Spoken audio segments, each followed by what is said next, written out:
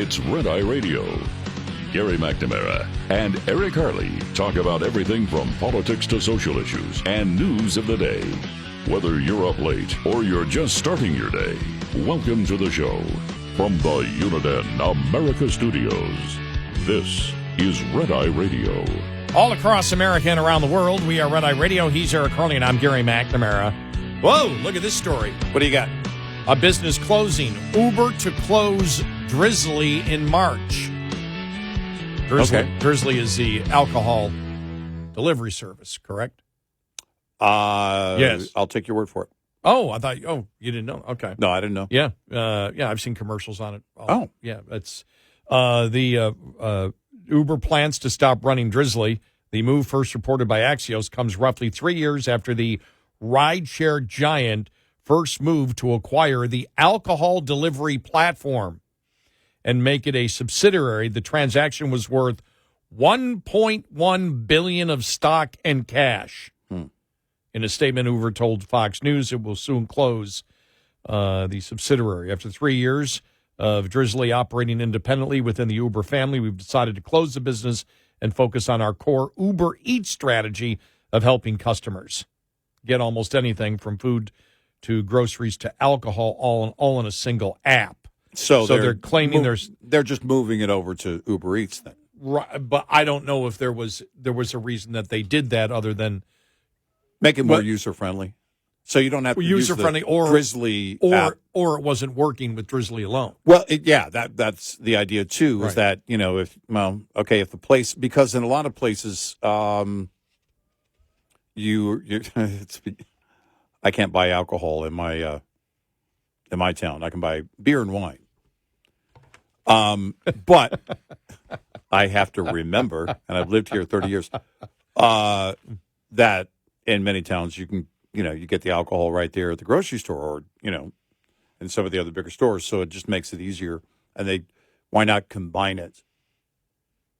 And you probably had a bunch of duplicity from Uber Eats versus Drizzly, where people were, well, I'm already buying alcohol over here, on Uber Eats when I order something from the grocery store.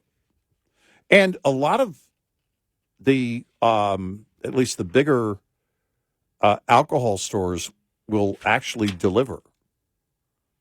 They probably have a minimum order, a minimum dollar amount that you have to order, but, they'll deliver to you. I had a guy say that one time. I went in, it was around Christmas, and I went in, and I was like, yeah, we're getting something here. Have some people over, the whole thing. And he goes, well, we deliver. So if you find that you're out, and I'm like, okay, slow the roll. Just need the one bottle. But a lot of them will deliver directly from the store. Mm-hmm. That varies by state and jurisdiction. Like I can't get hard liquor delivered to my home because my city doesn't sell hard liquor, only beer and wine. So I can't get anything delivered that's not lawful to buy in my own town. But I can buy hard liquor at restaurants. It was I think 3 years ago, because I would think it was either 2019 or 2020, where I'll never forget. I'm going down the street and there's a great big sign liquor. I'm like, what? When did we have? I don't know where I was at that point because I vote in almost every single local election, school board, whatever. Mm-hmm. How did I? And there was a vote that I missed. I don't know if I was out of town and it was on, approving liquor sales in my town.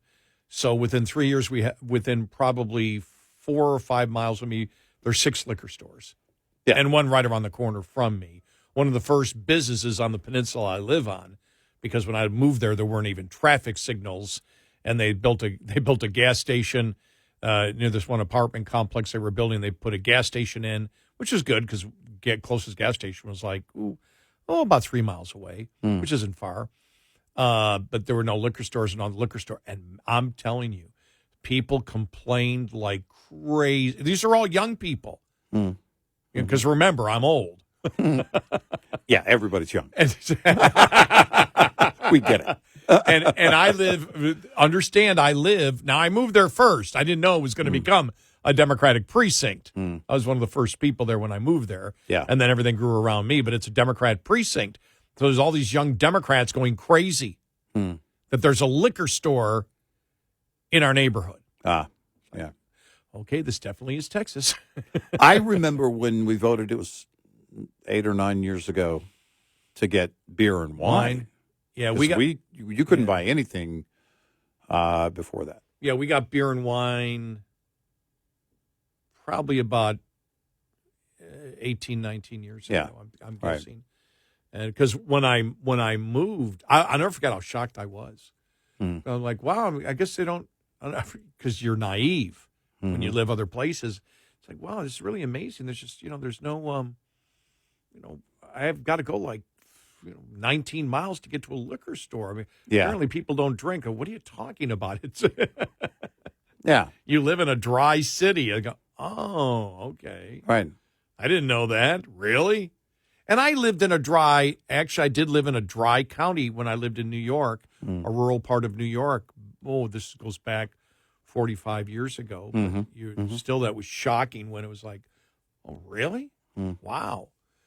And that's why I laugh here, because when people say, so when's Texas going to approve pot? I'm like, well, we just got liquor in my town. Yeah. we're going to, when all the towns have liquor, then we'll start that move. Then they'll move to pot. Right. Well, it was weird because the state allowed delivery of alcohol where you could get alcohol to go from restaurants.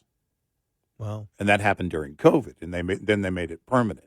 Well, let me ask you then, can you get, like there'll be wine companies that will deliver. You can't get that in your town? Yeah, beer and wine. Oh, but okay, not okay, liquor. okay. Yeah, But liquor you can't. not Okay. spirits. Okay. All right. Yeah. Anything that's legal to buy in the town, you can purchase for order. And I was at a drive-through at a place. It's a fast food. I think it's a regional fast food. This goes back several months. And they had like a bucket of margaritas to go at the drive-through. I thought, I've seen drive-through liquor stores where you actually drive. There's one that I know of where you drive through the center. It's not a side window. You drive through the center. They come up, they get your order, they bring it to your car, they load it up, and boom, you drive out. And I get it. But that was kind of odd going through a drive-through window, and seeing that as one of the options, a bucket of margaritas. I'm like, all right. Okay. Yeah, they had that when I was in Florida. And this goes back a while. This goes back a while when I lived there. Don't have that here. Do you know I've never used a food delivery service except for pizza? Oh yeah, we get it. We pizza, don't get it as much because we're just getting out more now. But I use it quite a bit. Yeah, pizza but they have their own drivers and the Chinese place, but. Since I've been type 2, I really don't. Yeah. I may get a pizza a year because it's just. I use DoorDash quite a bit. Never used it. Grocery delivery from Walmart is. Yeah, I never used grocery delivery either. Mostly easy. I pay the extra for the annual rate for Walmart Plus, and you get certain benefits. But the delivery was key for me, especially during COVID. And now it's only if my day is really packed and I just don't have time to go grab a carton, because now they're opening early again. They weren't opening before 8 a.m. at one point, and now they're open at 6 a.m. and I can go get most of it done at 6 a.m. and then get back home before anybody else is awake, get everything put away. But I will still use it occasionally. What I shy away from is the well, first of all, vegetables and fruit. Sorry, I got to be there. You got to go perishable. You got to go to Joe's Fruit. Yeah, perishable items. Seinfeld. Mm-hmm. Perishable items. Anything where you're really watching that expiration date, dairy and things like that. I like to get that myself. But it's far less than I used to get it. But yeah, it's on a regular basis, several times a year at least. And on DoorDash, one of the problems is, and it depends on where it's coming from, but especially during a cold spell, you know, your food's going to travel a bit. It would travel also if you were going to pick it up, but it won't travel if you go to the restaurant and sit down and eat it. And there's the difference. If you want it to show up hot, right, and it to be good. And that's one of the concerns I have with, getting food delivered is there was one restaurant that we ordered from, and, man, it was piping hot when it got to our porch. It was great. Yeah, I've never ordered from a restaurant. Yeah, never. It's funny because Amazon and stuff like that, I mean, getting stuff through the, delivered, anything outside of food, constantly. Now, occasionally, like coffee, I'll get that, I got to get that from Amazon, my Tim Hortons. Yeah. And I love the super coffee, and they don't sell the variety in stores that I want on the low carb, flavored coffee, which is great. But you can't find it. I mean, the stores had it, then they started cutting back. I find that really interesting because I look at it. I love this stuff. It's called super coffee. Yeah, and it has and I don't drink it a lot, but if I want to, it's got basically 2 cups of coffee. But if I don't have time for coffee, if I'm running out the door, I'll grab one, and it tastes delicious. It's like having one of the Starbucks. I used to love the like the caramel frappuccinos, or Starbucks remember they had the bottled stuff you could buy. Yeah, that was good. Yeah. Well, there's just too much sugar in it. I can't have it. Right. And this thing's only like 1 gram of carb, and it's delicious. And all the grocery stores had it, and all of a sudden they started cutting back on it. My one grocery store doesn't have it at all anymore, and the other one has just a couple of selections.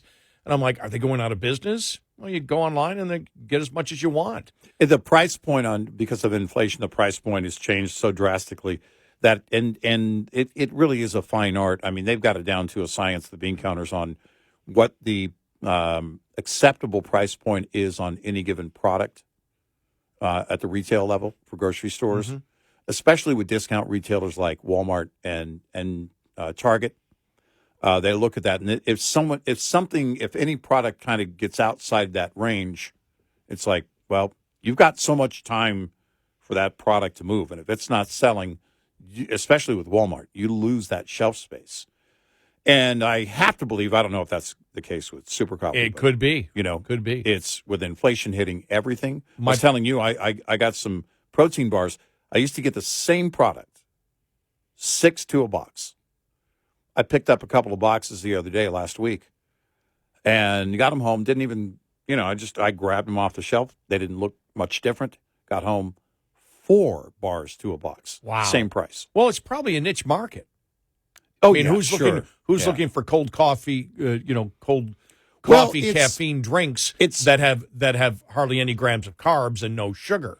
Even it's hard to find the no sugar Starbucks bottled drinks. You know what I mean? So yeah. That's probably very slim, but it's it's a huge market otherwise. But so many people will drink the 300 calorie coffees, the bottled coffees, and not think about it. Yeah, I was looking at soda the other day, and it was like 72 grams of carbs in one 12-ounce. Soda pop, pop as I call it where I come from, and I'm on 40 to 60 grams. Yeah, I think carbs. A 12-ounce Coke has 35 grams of sugar. Yeah, whatever I was looking at had 72 grams in one. I forgot what it was. I was just looking at it. I don't know if it was cream soda or grape or whatever. But it was 72 grams in maybe it was the 16-ounce bottles. Yeah, 16 or 20 maybe. Yeah. And I was like, that's more than I have in a day, because I'm at probably, because of my type 2, between 40 and 60. Right. That's what I try to stick to. Yeah. And that's hard. I mean, it's hard to do. And, and you can do that, and coffee for some reason takes away my appetite. Yeah. So if I'm hungry and I have a cup of coffee, Mm-hmm. it's like, okay, I can go a couple more hours without eating something. Right. And that couple more hours can make the difference of what you want Sure. for the day. Right. So I know I'm a niche audience, but I know it's getting, if you're, they say everybody's worried about their weight. If you are, then, carbs are important, calories are important. Yeah. I know the diet sodas are doing much better than they used to do. But yeah, Maybe you just wonder. Be interesting to find out why, to go in and find out, okay, why did you drop this? Right. Why don't you carry it anymore? What was it? Now, it is more expensive in the store. A bottle probably is, I don't know, 30 to 50 cents more than you can get on Amazon. Yeah. And that could be it, too. Amazon is competing with everyone. Walmart and Amazon right now it is about fierce competition and getting it to the door. See, that's one of the things with my groceries I love about Amazon, too, any delivery. Not only are you going to go shop for me, you're going to carry it. Normally you got to carry it from your car, inside and everything else. It's right there on the porch. There's actually a Walmart service. I think they call it Walmart in-home, that they offer to Walmart Plus customers, where they come inside and put your groceries away. That's what you've been looking for with pizza delivery. I know, but I couldn't do it. I'm like, I don't think that. You could come in and put it on the counter, but I'm not willing to pay for that. Yeah. I already paid for it, is my point. Could you take off my slippers, please, while you're at it? Yeah. Well, it would just now. I know there are a lot of people that need that kind of assistance. Like if I could do that for my parents, and Dad would be okay with it, that would be great. Well, see, for me, I like going to the supermarket because I remember when Happy Days was on, Fonzie, and then 2.5 Men, Charlie would go to the supermarket and they'd pick up women. So being single, that's why I do it. The only thing is I've been unsuccessful here for the last, 50 years? 50 years, Yeah. So. 866-90 Red Eye. This morning's USDA Farm Report is brought to you by House Products. Tested, trusted, guaranteed since 1920. USDA World Agricultural Outlook Board Chair Mark Jekanowski calls it the only story within January's World Rice Outlook. China rice production was reduced 4.4 million metric tons. The bulk of the reduction in world rice production. The global balance sheet is also kind of dominated by the changes in China. Total use is down, mainly reflecting lower use in China. Global rice ending stocks were reduced 500,000 bushels, and that is also primarily lower stocks in China. The domestic balance sheet features a slight lowering of production and adjustments up in U.S. rice imports. It kind of reflects the continuation of a pattern of strong demand for long grain aromatic rice varieties out of Asia. And down for our nation's rice exports from the previous month. Yet year over year, U.S. rice exports would be up about 20.7 million hundredweight. I'm Rod Bain reporting for the U.S. Department of Agriculture in Washington, D.C. This report brought to you by Cenex Fuels and Lubes. Get in touch with Red Eye Radio, toll free at 866-90 Red Eye.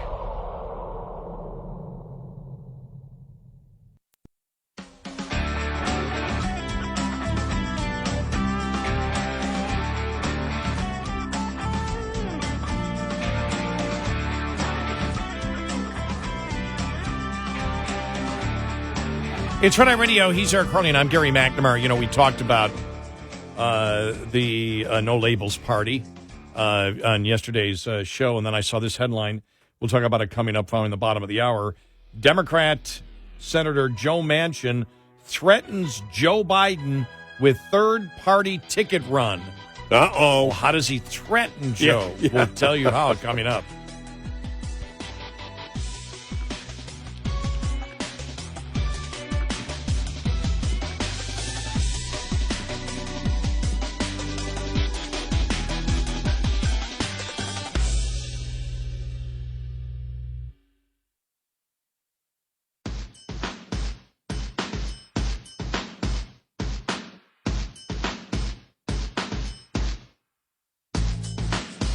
You're listening to Red Eye Radio.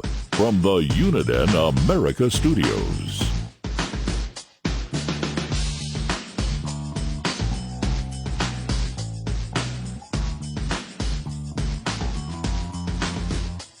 It's Red Eye Radio. He is Eric Carly, and I'm Gary McNamara. So I saw this headline, and it says Democratic Senator Joe Manchin threatens Joe Biden with third-party ticket run. I'm like, well, how did he threaten him? Well, Democratic Senator Joe Manchin threatened President Joe Biden on Sunday with jumping into the presidential race on a third-party ticket. If Manchin enters the race, he would siphon votes from Biden's candidacy, dooming his reelection campaign. Many polls already show Biden trailing former President Donald Trump. The West Virginia Democrat, who will retire from the Senate in 2024, told a private gathering in Connecticut that he will meet with Biden in the coming days to move him to the center. Okay. Manchin would. I know. That pause. That pause was to let you comment. I got nothing. I got nothing. Just like Joe Manchin, I got nothing. Manchin would seriously consider launching a third-party ticket campaign against Biden if he does not compromise and change his far-left policies, Manchin said. Well, if that's the case and he's actually going to run, well, then Trump is president. If all of this is true. But can he get, because Manchin has been mentioned for the No Labels Party, but if Manchin believes and is publicizing that he's going to draw votes from Biden, which would make it easier for Trump to win, does the No Labels Party, which I view as a never Trump party, support or want Joe Manchin as their candidate? Yeah, maybe. Look, these empty, ambiguous, so-called threats by Joe Manchin is the reason why he doesn't have support. However, if he were to follow through with it, as you said, well, then that's it. If he were, you just get the word out, give a number of Democrats, anybody else, somebody else to vote for. And there it is. Now, I don't know RFK Jr., how much is going to be in play there and how much he pulls from Biden. That remains to be seen. But if Manchin were to get in, yeah, it would have an effect. But the problem is, Manchin. The problem is, show me what Joe Manchin looks like on, there's not going to be a debate stage, but at a rally. I don't hear conviction from Joe Manchin, and really haven't ever. Here's the thing that gets to me. Manchin would seriously consider launching a third-party ticket campaign against Biden if he does not compromise and change his far-left policies, Manchin said, noting that Trump's Republican nomination would inspire his potential run. He also indicated that he is seriously thinking of running on the No Labels presidential ticket if Biden doesn't move away from his leftist first-term governing style and if the GOP nominates Donald Trump. He believes No Labels will have a plan of action by Super Tuesday. Manchin does not intend to spoil Biden's reelection campaign, he told Fox News on Sunday, but reiterated his threat to enter the race. What does that even mean? I don't even know what that means. Let me just say I have never been a spoiler, nor will I ever be a spoiler on any election, Manchin said. If I'm involved to win. Oh, okay. Oh, okay. He thinks he can win. See, I don't. I don't view Manchin as winning a presidential election. No. If it's those three and everything else, I don't see how Trump doesn't win. But I have to be honest with you. I don't know how many votes he would actually pull from the Democrats. Democrats hate Manchin. Yeah. Yeah. I guess I have to ask this question. Yeah. Who wants to vote for what demographic? I'm not playing identity politics here because the demographic can also be where you stand on the issues. Who is really calling for a Joe Manchin to run? You know, this is sort of like you and I when we were analyzing was it on yesterday's show or last week's show, and talking about the Republicans and saying there is absolute passion for Donald Trump without question. There's passion for DeSantis. There was passion for the Ramaswamy supporters. So I haven't heard any passion for Nikki Haley at all. None. Right. And I view Manchin as the same. I don't see it. Who's calling for Manchin to run? What demographic is out there who is saying this is the kind of guy that we need? This is the kind of guy that constantly got fooled by Democrats, kept making deals by Democrats, and then whined when obviously they didn't, return the promise that they made to him if they got his vote. Right. Who is that attractive to? By the way, I'm asking the question. I'm not making a statement because I know how I'm asking the question. I'm asking the question with passion, but I'm not making a statement by asking the question with such passion. I'm not being sarcastic. I just don't know what Democrat would vote for Manchin.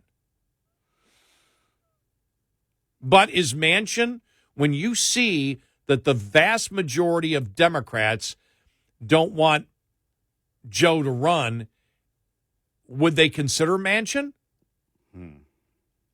I don't know. I haven't seen any polling on Manchin either, so. I don't see him getting but a few points. But if you combine it with any points that RFK Jr. would pull from Biden,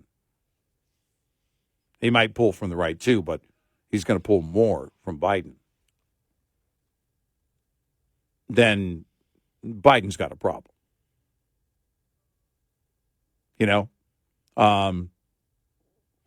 Then you add all the other... I still don't necessarily believe the polls either. That when you have Kennedy in there, and it shows Kennedy pulling just a little bit more from Biden than Trump. Mm-hmm. I don't know who are these Trump supporters that would end up voting for Robert Kennedy. Yeah, no, that's a good question. Who are I don't know who they are. Yeah, I don't know either. I think you would be more inclined to see a number of people that want to see a return to Camelot because of his last name.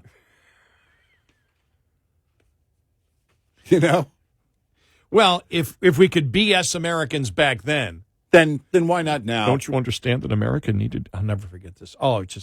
This has driven me crazy ever since I've been involved in, media, politics, whatever. Don't you understand though? America needs royalty. Royalty gives people hope, and we don't have our own kind of royalty. We don't have like the royal family, and so the Kennedys, they were our royal family. Right. They presented us the ultimate, the Camelot, the best life, the greatest life. Yeah. Shut up! Like, you guys don't think that you're part of that, do you? That's their family, not your family. Put down that wine glass. You're not vacationing at Martha's Vineyard. How delusional! And I realize I'm old enough to remember how the media marketed that. Yeah, I can still remember. I mean, you can still see the photos on any biography of John Kennedy, and for example, they'll show it. But I mean, it was on all the time. There they are, out on the yacht. Yeah, right. There they are out in the Atlantic, and then afterwards the touch football game. That they would have and I remember that so clearly, and it was presented of this is the ultimate. These this is our royalty. And it was like, Right. even back then, I could sense the BS. Yeah, it's garbage. Just like the thought of Manchin winning. I'm in it to win it. Okay. Sure you are. So was Chris Christie. Exactly. In fact, did he give a Joe? He said last year he's going to be the nominee. I say, was it like a Joe Namath guarantee of winning the first Super Bowl for the AFL? Well, it sounded fairly confident at the time.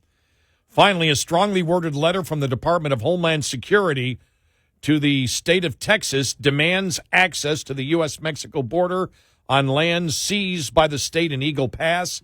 Department of Homeland Security officials ordered the state to cease and desist its efforts to block Border Patrol's access in and around Shelby Park and removed all barriers to access by the end of the day today.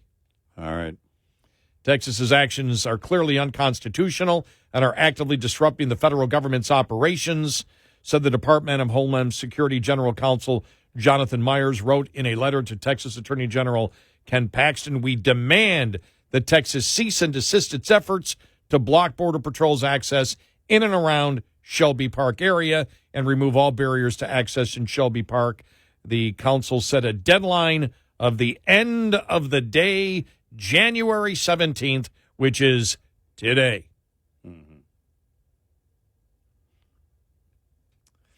The recent actions by the state of Texas have impeded operations of the Border Patrol. Those actions conflict with the authority and duties of the Border Patrol under federal law. The use of the word impeded by the Department of Homeland Security General Counsel could imply a threat of criminal action against officers and agents of the state of Texas who are carrying out the orders of Governor Abbott to secure Shelby Park and prevent Border Patrol's entry into the area. Under federal law, it is a federal crime to impede or interfere with certain officers or employees of the federal government. Don't be surprised if they do that. Yeah, right. If they go after the people involved. Right. Because normally this would be a court case. It would go to the courts, and the courts would demand that you do it, and then you'd be in contempt of court. Yeah, you wait. They're talking about the Department of Justice getting involved and prosecuting it. Right. Which doesn't surprise me at all. No. Nope. Right out of the Biden playbook and the liberal playbook of today. Breitbart, Texas reached out to the Department of Homeland Security, the Border Patrol, for clarification of the use of the phrase impeded and whether it constitutes a threat of criminal prosecution. A response was not available by press time, just so you know what might be happening there. So, yeah. We'll see. Well, we should know by end of the day. Tomorrow at this time when we're on. Yep, for sure. 866-90 Red Eye. We'll be right back with more Red Eye Radio with Eric Harley and Gary McNamara.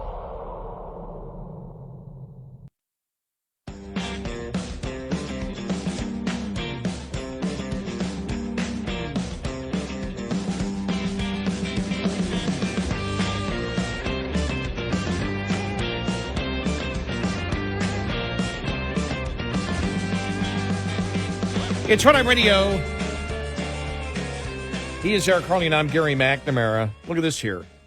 In celebration of Religious Freedom Day, the Beckett has released the 5th edition of the Religious Freedom Index, the nation's only annual poll that tracks Americans' opinion on religious freedom. The 2023 index marks the highest overall score in the index's history. Wow. Showing that Americans are increasingly unified in supporting religious liberty for people of all faith. Interesting. Yeah. Why? I'm assuming this wasn't, it would make sense if it was done in the weeks following October 7th. Yeah. Maybe it was. I don't know if it was. I'll do some research on that because that, in a way, surprised me a little bit because, as we know, over the last couple of decades, the Democrats have consistently tried to in the First Amendment try to clamp down on religious freedom. We know that. Sure. We've covered all the different cases. So the fact that this is happening here, I'll have to do some research to find out whether this was done post-October 7th. I could see it because of the anti-Semitism that you see now that, frankly, shocked a ton of Americans. Oh, yeah. Didn't shock us. We knew it was there. But also maybe, with all these blue areas cracking down during COVID, you could go here, but you couldn't go to church. That may be. Maybe that was part of the driver. We'll look more into this. Yep.